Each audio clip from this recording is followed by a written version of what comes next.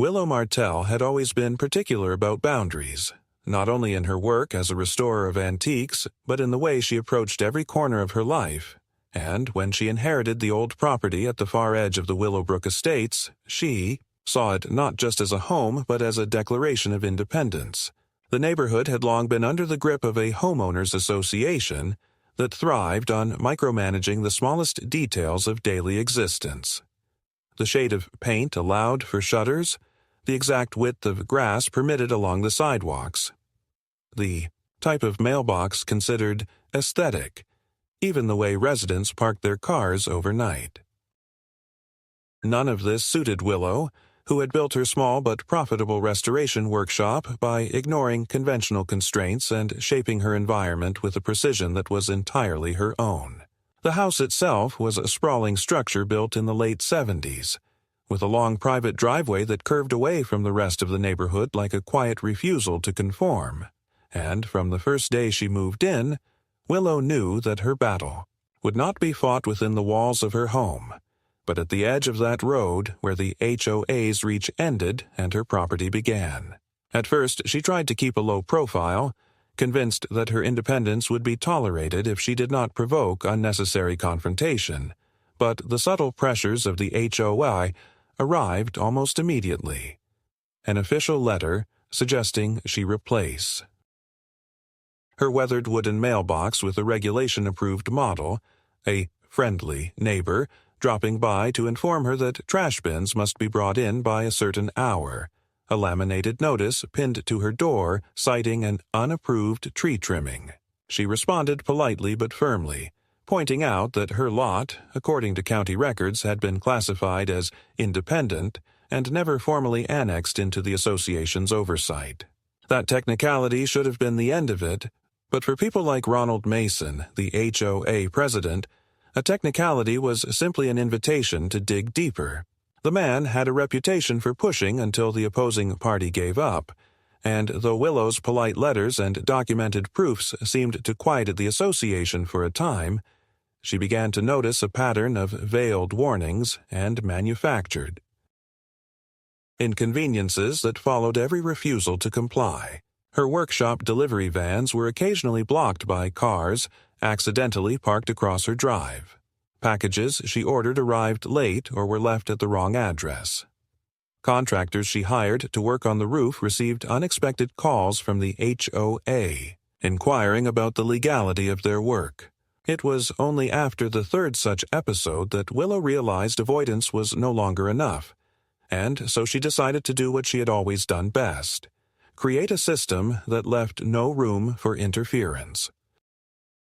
She invested her savings into a set of heavy automated gates installed at the entrance of her driveway, not only for security but as a clear line that defined her property in the most literal sense. The gates were industrial grade, designed with the same meticulous eye she used when restoring a centuries-old armoire or repairing a delicate porcelain vase.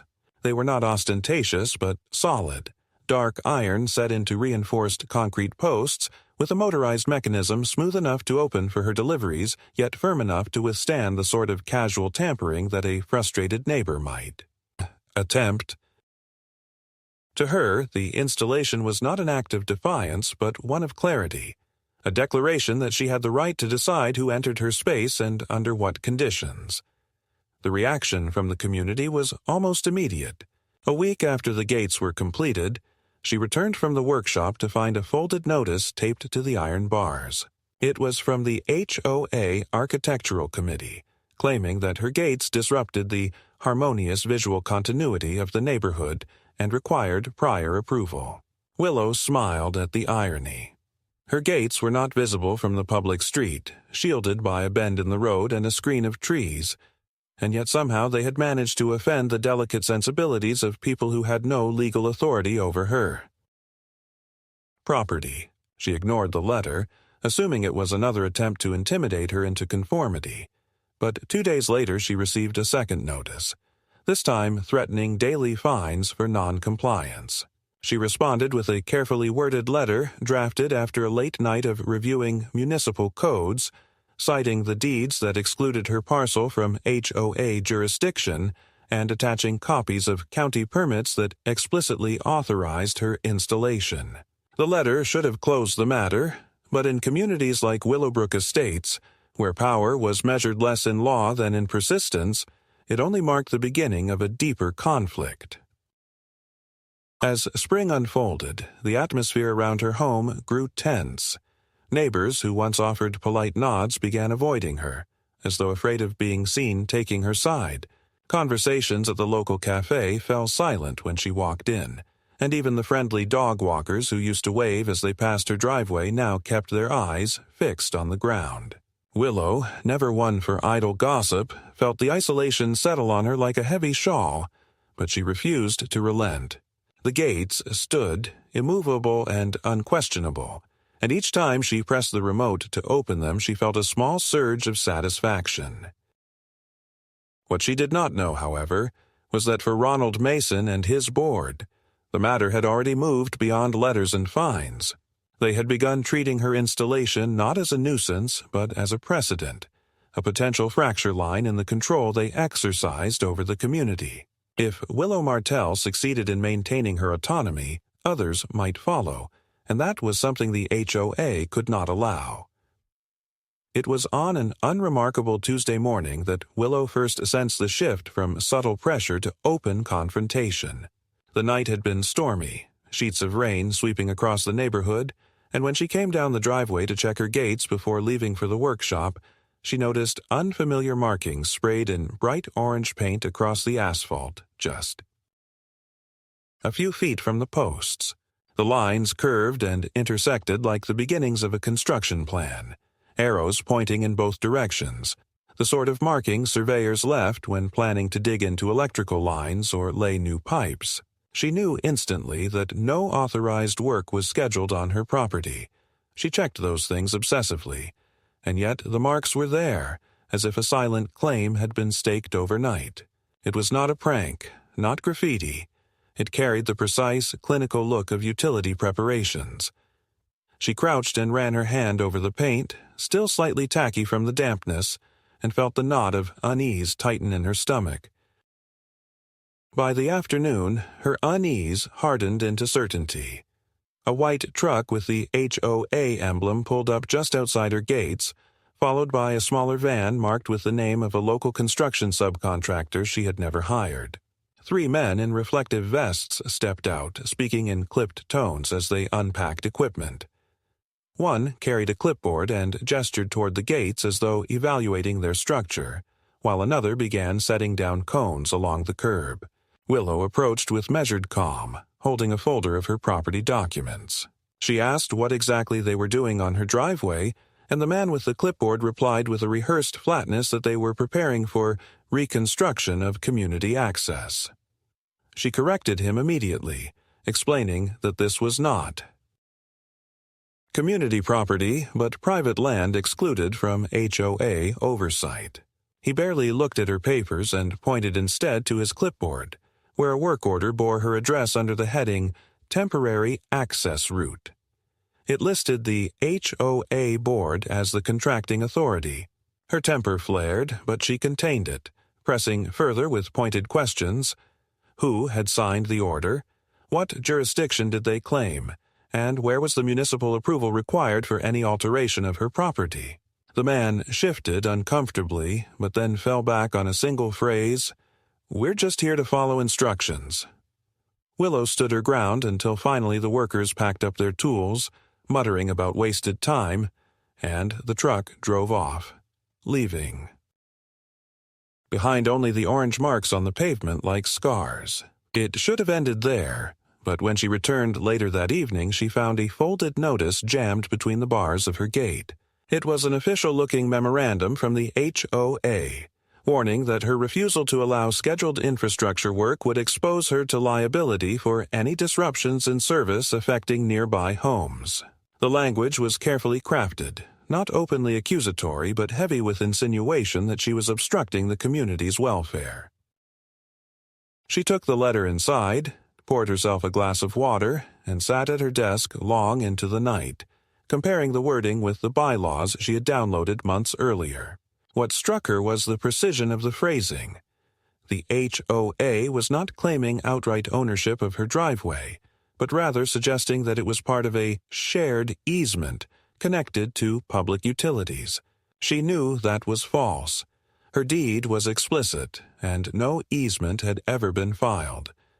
Yet the letter read as though someone had already rewritten the narrative, shifting her private land into a category that blurred the lines of authority. What unsettled her even more was the discovery, after digging through county records online, of a newly uploaded annex to the HOA's charter. Dated only 2 weeks earlier, it listed her lot as falling under provisional community oversight, a phrase she had never encountered in legal contexts. It was not a recognized classification, but there it was, filed and time-stamped, giving the impression of legitimacy to anyone who did not know better. The following morning, before she could even finish her coffee, the confrontation escalated again. This time the HOA truck returned, accompanied by a larger flatbed carrying a small backhoe. Willow's security cameras recorded the entire approach, men unloading equipment, attaching chains to the posts of her gate, testing the hydraulics as though preparing to pull it out of the ground. She rushed outside and demanded they stop, thrusting her papers forward, but the lead worker, a burly man with a calmness that only comes from long practice in confrontation, told her bluntly that the HOA board had authorized removal of unauthorized barriers. She pointed out that no court order had been issued and that they were trespassing. He shrugged, almost apologetic, but kept gesturing to his order sheet. She called the police, her voice steady though her hands trembled with fury. When the officers arrived 20 minutes later, the workers had paused, but not left. To Willow's dismay, the officers at first treated the matter as a civil dispute. They listened to both sides and then remarked that the HOA seemed to have paperwork authorizing its actions, though they admitted they had not verified its legitimacy. Willow argued fiercely, showing her deed, her permits, the county maps. She demanded to know whether the officers had a court order in hand that justified demolition of her property. They admitted they did not. Reluctantly, after several tense minutes, they ordered the workers to stand down until the matter was clarified. The trucks withdrew, rumbling away with an air of unfinished business, and Willow was left staring at the deep scratches the chains had left on her gate posts. That night, as rain pattered softly against the windows, she examined the situation with a clarity that came only when anger burned away fear.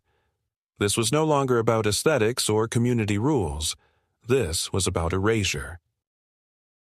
The HOA had fabricated documentation, filed questionable amendments, and dispatched crews under false authority to dismantle a legally installed barrier.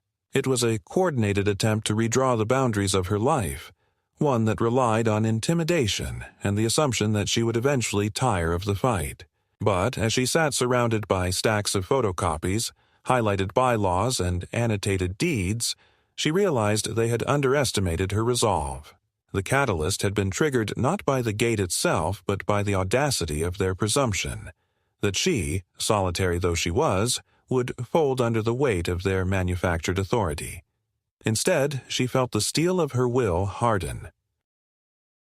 The HOA had chosen its battlefield, but she intended to redefine the rules of the war. The uneasy truce of that week lasted only long enough for Willow to imagine, briefly, that perhaps the HOA had realized the futility of their efforts, but the illusion shattered early on a Saturday morning when the low growl of heavy machinery rumbled across her property line. She had been repairing a delicate French bureau in her workshop when the vibration made the tools on her bench tremble, and she hurried outside to find not one but two vehicles idling near her gates. The first was a patrol truck with the HOA insignia freshly stenciled on the side. The second, a flatbed again, this time carrying an excavator whose mechanical arm loomed against the sky like a weapon. The crew that disembarked was larger than before. 6 men in reflective jackets, 2 of them clearly supervisors by the radios clipped to their belts. Their confidence radiated in every movement, the sort of practiced swagger of people who believed the battle was already won. She strode down the driveway, papers clutched in hand, determined not to let them lay a finger on her gate. But before she reached them, one of the supervisors barked an order, and the excavator's engine roared to life. The metal arm lifted, chains dangling as though ready to clamp onto the iron bars and wrench them free. Willow's voice cut through the sound, sharp and furious, demanding to see the authorization for such work, but the men ignored her, eyes fixed on their task. She pulled out her phone to call her attorney, yet before she could dial, the excavator jolted forward, one of its stabilizing supports misaligned on the slick, uneven asphalt. The machine lurched, the operator overcompensated, and in the chaos the massive arm swung wide, slamming into the side of the HOA patrol truck with a deafening crunch. Metal folded like paper, glass shattered, alarms wailed, and in the space of seconds the very symbols of the association's authority were reduced to wreckage. For a moment, silence fell over the crew, the kind of silence that comes when an accident reveals just how close everyone came to catastrophe. One worker swore under his breath. Another tried to calm the panicked operator, while the supervisor shouted into his radio, demanding backup as though sheer force of voice could erase the evidence of incompetence. Willow stood frozen, not in fear, but in something approaching grim satisfaction. The gates had not yielded, her property remained intact, and instead the HOA had managed to demolish its own vehicle in an act of clumsy overreach. Yet, even as she registered the irony, she knew the story would not end here. They would not admit fault, not people like Ronald Mason and his board. They would twist the narrative until somehow she became the villain, her gates the provocation, her independence the root cause of the chaos. Her instincts were confirmed within hours. By the time she returned inside and reviewed the footage from her cameras, she already knew the HOA would attempt damage control. And she was right. An official statement appeared in her inbox that evening, alleging that an equipment malfunction, exacerbated by an unsafe obstruction placed by the property owner, resulted in the regrettable incident. They called her gates an obstruction, as though her legal right to defend her boundary were a careless hazard. Worse, they hinted that the damage to the truck, though unfortunate, might have legal repercussions for her if it could be shown that her installation did not meet safety standards. Willow read the letter twice, fury building in waves, and then forced herself to step back. Anger would not win this battle. Precision would. She copied the video files, backed them up to multiple drives, and stored one off-site at her workshop. If the HOA thought it could rewrite reality, she would confront them with evidence they could not so easily erase. In the days that followed, subtle forms of retaliation began to creep into her life. A courier who regularly delivered restoration supplies reported being stopped at the neighborhood entrance and questioned for 10 minutes about the legitimacy of his visit. A client scheduled to drop off an antique cabinet canceled abruptly, explaining in an embarrassed tone that he had been told her address was under community dispute and that it might not be safe to involve himself. Streetlights along her stretch of road, once maintained without issue, suddenly flickered and failed, leaving her driveway in near darkness at night. Each inconvenience on its own might have been dismissed as coincidence, but together they formed a pattern too deliberate to ignore. One evening she confronted a neighbor, an older man she had known in passing, asking him directly if he knew why deliveries were being delayed or gossip spread about her property. He shifted uncomfortably, eyes darting away, and finally muttered that the HOA had circulated a memo warning residents that ongoing violations on her lot could create safety risks for the entire neighborhood. It was nothing official, he admitted, but enough to make people wary. Willow thanked him, though inside she seethed. They were building a wall of social pressure around her, isolating her further, attempting to erode her reputation until she was viewed not as a homeowner defending her rights, but as a disruptive outsider threatening the community. Still, the wreckage of the patrol truck gnawed at them, she could tell. For all their bluster, the accident had rattled their authority. Workers whispered about it in hushed tones, and for once the HOA patrol vehicles kept their distance from her property, as though fearful of another embarrassment. It gave her a narrow window of reprieve, but Willow knew such opportunities never lasted. She began consulting with legal experts, documenting every interaction, preparing for the inevitable escalation. The HOA had shown its willingness to bend reality, to fabricate documents and twist the law. Now, with a truck crumpled in plain view and a narrative they could not fully control, they would become more desperate, more ruthless.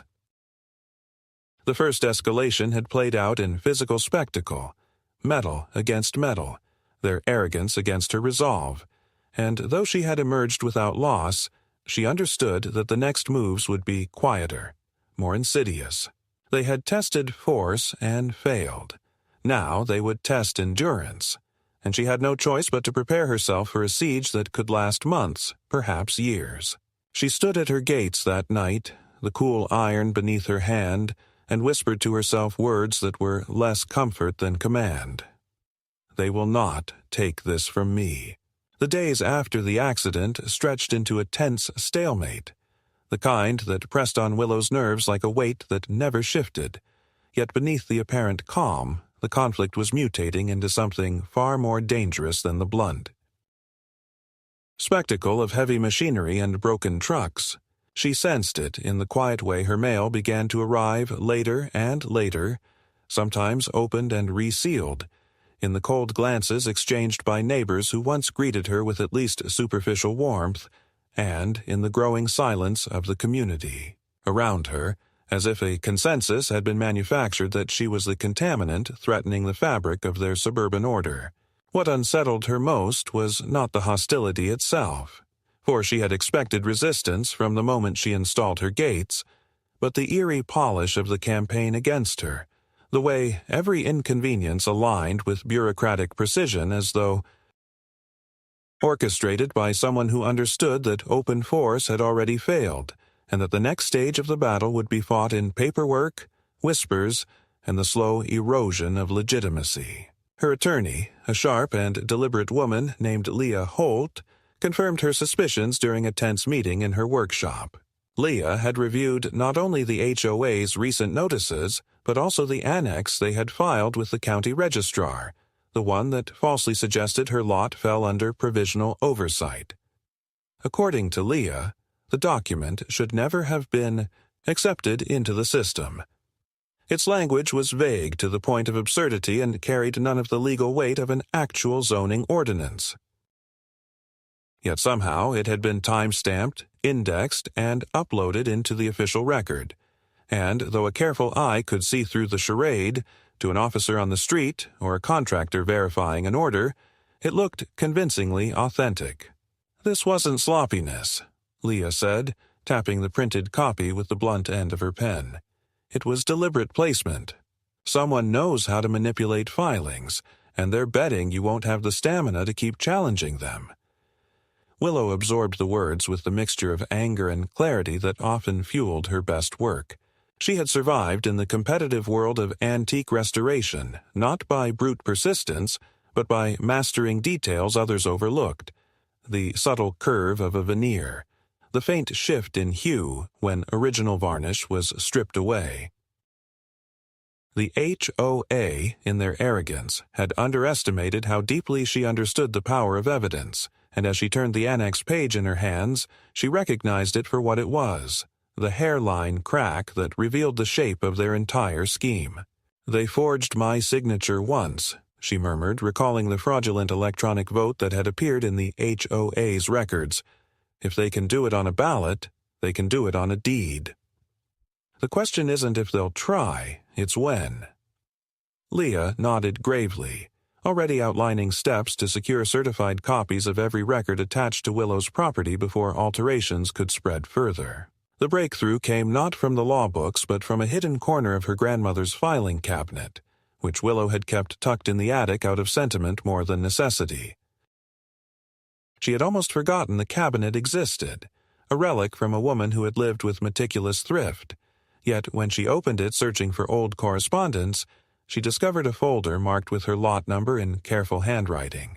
Inside was a letter dated nearly 25 years earlier, signed by the HOA itself, confirming that her parcel had been formally excluded from association governance due to its private driveway and lack of shared easements. The letter carried signatures from 2 board members long since deceased, but it bore the official seal of the association and, crucially, was notarized.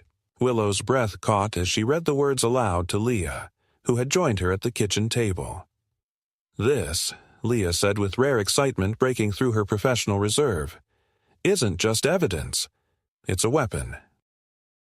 They cannot override a notarized exclusion retroactively, not without explicit consent from the owner, and your grandmother never gave it." The document shifted the entire playing field. What had been a defensive battle to preserve her gates suddenly became an offensive strike exposing the HOA's fraud. Leah began drafting a motion to compel the association to produce all internal correspondence related to Willow's property, suspecting that hidden among the emails and memos would be proof of deliberate deception. Willow, meanwhile, focused on fortifying her own side of the record. She scanned the exclusion letter, backed it up to multiple encrypted drives, and deposited the original in a fireproof safe at the bank. She also began speaking quietly with a few neighbors who, though wary, revealed fragments of useful information. One admitted that during a closed HOA meeting, Mason had referred to Willows Road as future access for a proposed expansion of the community's park area, an expansion that would funnel more funds into the association's coffers and increase his political clout. Another whispered that Mason had privately reassured board members that the Martell problem would be solved within months, hinting at arrangements already in motion. The midpoint of her struggle crystallized one rainy evening when she returned home to find a sealed envelope slipped under her door, lacking any return address. Inside was a single photocopied page, clearly torn from an internal email chain, though the sender had blacked out names. The text chilled her. "Proceed with demolition plan once gate removal is confirmed. Legal standing, irrelevant. Optics are everything. Frame as safety measure. Community will support." The words blurred for a moment as she reread them, her hand tightening around the page. Someone inside the association, perhaps disillusioned or fearful, had risked leaking proof of intent. It was not about bylaws or harmony, not about aesthetics or safety. It was about optics, control, and the ruthless manipulation of perception. When she handed the page to Leah the next morning, the attorney's eyes flashed with the same recognition. "They're exposed," she said softly.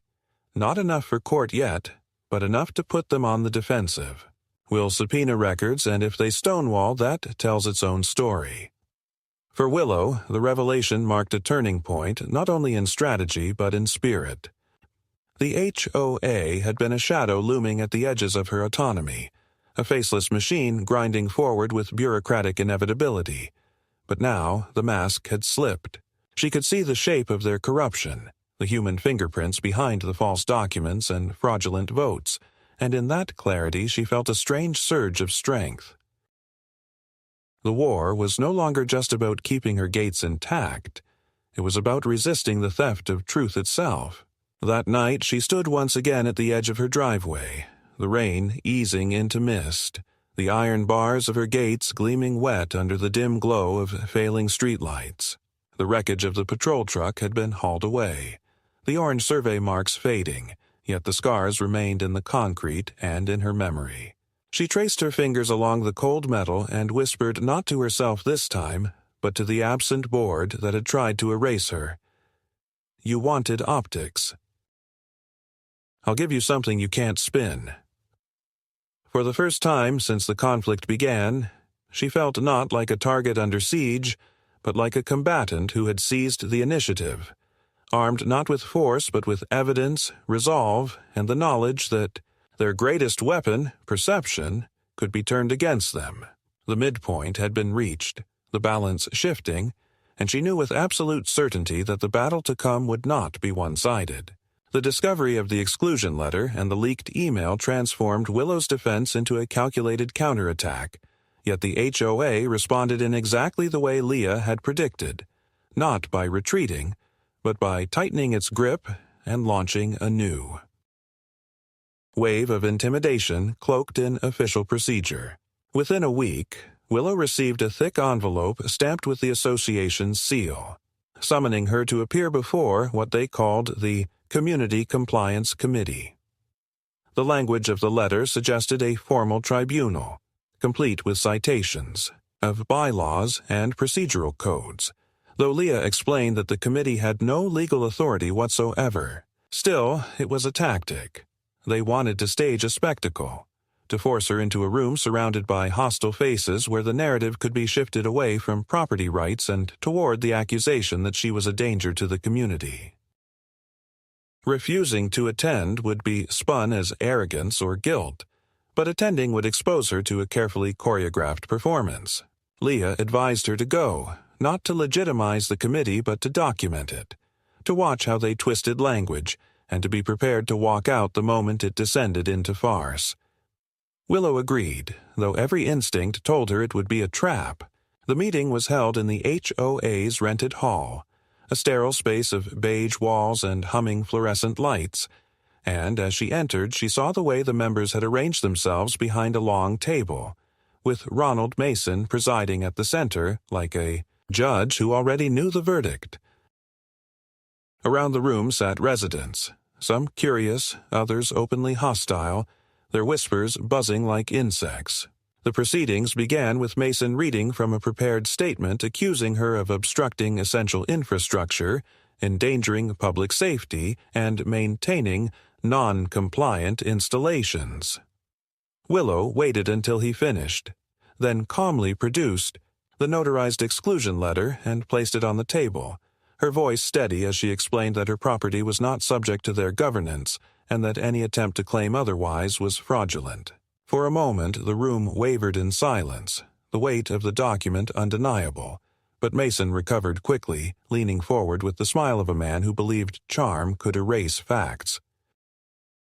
He dismissed the letter as outdated, claimed the association's revised bylaws superseded old agreements, and then, pivoting with theatrical flourish, produced photographs of her gates taken from a distance, printed in glossy color. He pointed out scratches on the posts from the failed demolition, framing them as evidence of poor installation that could collapse and injure passers-by. It was absurd. Her gates stood on private land, far from any public walkway, but he spoke with the smooth cadence of someone who understood that facts mattered less than the impression left on the audience. Several residents muttered agreement, nodding as though they had just been shown proof of her recklessness. Willow felt the old fire rise in her chest, the urge to shout, but she forced herself to remain composed. She stated clearly that the scratches were the result of HOA interference, that the photographs themselves were proof of trespass, and then she stood, collected her documents, and walked out before Mason could twist the exchange further. The retaliation escalated the following night. At 2 a.m, her security alarm blared, and when she checked the monitor she saw 2 masked figures at her gates, working clumsily with bolt cutters. She triggered the floodlights and shouted through the intercom, and the intruders bolted into the darkness, leaving behind only a severed lock and scattered tools. She reported the incident, but when the police arrived they treated it as a minor act of vandalism, taking notes without any promise of follow-up. The next day, however, brought the real revelation. One of the discarded tools carried a faded logo from the same subcontractor the HOA had used during their previous demolition attempt. Leah seized on the detail immediately, insisting it was enough to link the break-in to the association's campaign. The evidence was circumstantial, but it painted a damning picture when added to the leaked email and the fraudulent annex. Meanwhile, Mason launched a fresh attack in the form of a formal complaint filed with the county building department, alleging that Willow had installed commercial-grade equipment without proper permits. Inspectors arrived unannounced, measuring, photographing, and asking pointed questions. Willow, prepared for such tactics, handed them copies of her valid permits, stamped and certified, but she could see the suspicion in their eyes, the weariness of officials dragged into disputes they did not want. It was another strategy. bury her in inspections, paperwork, and bureaucratic scrutiny until exhaustion forced her to yield. Yet each visit also created a record, and Leah encouraged her to welcome the inspectors, to show them the meticulous compliance she had maintained, and to let the absurdity of repeated, unfounded complaints become its own form of evidence. The community pressure grew sharper as well. Flyers appeared on doorsteps warning residents about unsafe conditions near her property, unsigned but bearing the same fonts and formatting as official HOA newsletters. Parents were told not to let their children ride bicycles near her driveway, as though the gates themselves were predators waiting to strike. Her once quiet evenings were disrupted by slow rolling cars pausing at the edge of her lot, headlights washing over her home before creeping away. It was harassment by accumulation, small acts designed to fray the nerves, to make the sanctuary she had fought to preserve feel like a cage under siege. Willow endured it with clenched teeth, refusing to give them the satisfaction of a breakdown. Yet she could not deny the toll, the fatigue in her bones, the tightness in her chest each time she stepped outside. What sustained her was the growing file of evidence, the weight of proof stacking in her favor. Leah had begun contacting journalists discreetly, not for exposure yet, but to build connections should the matter explode into public scandal. More importantly, she uncovered internal correspondence during discovery motions that revealed the HOA had discussed her property in explicitly financial terms, noting the potential increase in dues and fees if her land could be integrated into community infrastructure. The language stripped away all pretense of safety or aesthetics. It was about money, leverage, and control. When Leah showed her the documents, Willow felt a surge of vindication so sharp it bordered on relief. She was not paranoid, not imagining conspiracies where none existed. She had been targeted because her independence threatened their revenue. The second escalation had begun with the illusion of procedure, a staged tribunal, fraudulent complaints, and manufactured inspections. But it revealed itself as a campaign of calculated harassment and covert sabotage. Willow stood in the center of it, bruised by fatigue yet strengthened by clarity, and she understood now that the coming confrontation would not be about compromise. Mason and his board had doubled down, exposing their greed, and in doing so they had given her the weapon she needed most: undeniable truth. The war was entering its decisive phase, and though the HOA still held the numbers and the machinery of intimidation, she held the evidence, and evidence wielded with precision could bring even the most arrogant machine crashing down. The showdown arrived not with another midnight intrusion or sudden demolition attempt, but in the fluorescent sterility of a county courtroom, where the quiet hum of ceiling fans and the scrape of chairs carried more weight than any rumble of machinery. Willow sat beside Leah at the plaintiff's table, her folder of documents neatly arranged before her like armor, while across the aisle Ronald Mason and two other board members whispered urgently with their attorney, a smooth man in a navy suit who carried himself with the arrogance of someone used to bending rules in his favor. The case, on paper, was simple. The HOA had filed for an injunction to remove Willow's gates, citing community safety and alleged violations of building codes, while Willow had counterclaimed with evidence of trespass, document forgery, harassment, and overreach. Yet beneath the legal language pulsed the true stakes: whether an association that thrived on intimidation could rewrite reality to suit its ambitions, or whether a single homeowner armed with persistence and proof could hold the line. The proceedings unfolded with the strange rhythm of theater, Mason's lawyer presenting glossy photographs of the gates and rehearsed testimony from two residents who claimed they feared the installation posed a danger, while Leah countered with measured precision, entering into record. The notarized exclusion letter, the fraudulent annex, the leaked email, and the inspection reports that showed her permits were flawless. For every accusation raised, Willow's side responded with documents stamped, signed, and authenticated, each one a reminder that while the HOA had relied on optics and intimidation, she had relied on the stubborn solidity of fact. The pivotal moment came when Leah produced the discovery documents, the internal HOA correspondence that reduced her property to a financial asset, noting explicitly the potential revenue gain from absorbing her lot into the community. As the words were read aloud, Mason shifted in his seat, his confident facade cracking for the first time, and murmurs rippled through the courtroom audience of residents who had come to watch. The judge, a stern woman with little patience for theatrics, leaned forward and asked Mason directly whether the board had authorized attempts to annex Willow's property without her consent.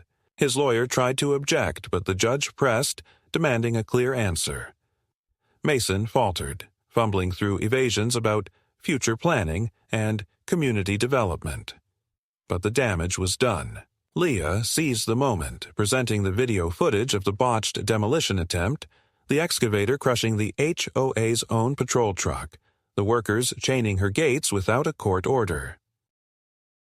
The judge's expression hardened as she watched, her gavel striking once to silence the low gasp that passed through the spectators. "This," she said firmly, "is not community governance. This is lawless behavior under the guise of authority." From that moment, the momentum shifted irrevocably. The HOA's attorney attempted to recover, suggesting that Willow's independence threatened the uniformity of the neighborhood and that exceptions could not be tolerated. But the words rang hollow against the mountain of evidence. Leah's closing argument was simple yet devastating, that the law was not a tool for convenience, that private property rights could not be erased by fabricated votes or falsified documents, and that what the HOA feared was not danger to its residents, but the precedent of someone refusing to bow to its unchecked power. Willow sat in silence as Leah spoke, her heart pounding not with fear but with the sharp clarity of vindication. The ruling came swiftly. The judge denied the HOA's injunction, declared Willow's gates legal and protected, and further referred the matter to the county prosecutor for review of potential criminal misconduct regarding the forged documents and unauthorized demolition attempts. Compensation was ordered for the damage done to her property and for the harassment she had endured, to be paid not by the association as a whole, but by the individuals on the board who had orchestrated the campaign. Mason's face drained of color at the pronouncement, his authority crumbling in the space of a single paragraph read aloud from the bench. As the gavel fell, the weight that had pressed on Willow's chest for months finally eased. She had not only defended her gates but shattered the illusion of invulnerability that the HOA had wielded for years. Walking out of the courtroom into the crisp air, documents clutched in her hand, she knew the war was not over. Reform would be slow, retaliation might still come in whispers and sideways glances, but the climax had been reached, and she had not. Broken. Instead, she had forced the machine to show its corruption in the one place it could not spin, under oath, before the law, with the truth laid bare for all to see. In the weeks following the verdict, the atmosphere in Willowbrook Estates changed in ways both subtle and profound, as though the entire neighborhood had been forced to awaken from a long, uneasy dream of obedience. For Willow, the relief was real but tempered, a quiet victory that carried with it the exhaustion of months spent under siege. The gates remained standing, their iron bars now not only a physical boundary but a symbol etched into the consciousness of every resident who passed by, a reminder that one homeowner had refused to be erased. She spent her mornings again in the workshop, hands steady over the fragile wood of an antique chest, savoring the return of normal rhythm. Yet even in those moments she felt the lingering weight of vigilance, the knowledge that victory did not erase memory. Ronald Mason resigned from his position within days, citing personal reasons, though the whispers that followed told the real story, of criminal investigations looming and of fellow board members eager to distance themselves from his reckless ambition. Some neighbors, emboldened by the spectacle of his downfall, began speaking openly about years of petty fines and manipulations they had endured, their voices rising with the tentative hope that the association could be reshaped into something. Ferré. Others avoided Willow entirely, unwilling to reconcile their complicity with the outcome, their silence another form of acknowledgement. Leah encouraged her to join the reformed board, to channel her stubborn clarity into guiding the community, but Willow declined without hesitation. She had not fought for a seat at their table. She had fought for the right to remain outside it, her land and her life unclaimed. On a cool evening in early autumn, she walked to the end of her driveway and rested her hand against the gate, the metal cool beneath her palm, the hum of the motor soft as it opened at her command. Beyond stretched the same street, the same rows of tidy houses, yet everything felt altered, not in appearance but in the invisible balance of power. She had not destroyed the HOA, but she had fractured the myth of its omnipotence, and in doing so she had given others permission to question. That, she realized, was the true resolution. Not the judgment in court or the compensation awarded, but the shift in perception. The understanding that rules enforced without consent were nothing more than threats dressed in formality. For the first time since she had moved into Willowbrook Estates, she felt not like an outsider under siege, but like the rightful guardian of her own ground. And with that recognition came a peace as solid as the gates that now stood unchallenged at the threshold of her home.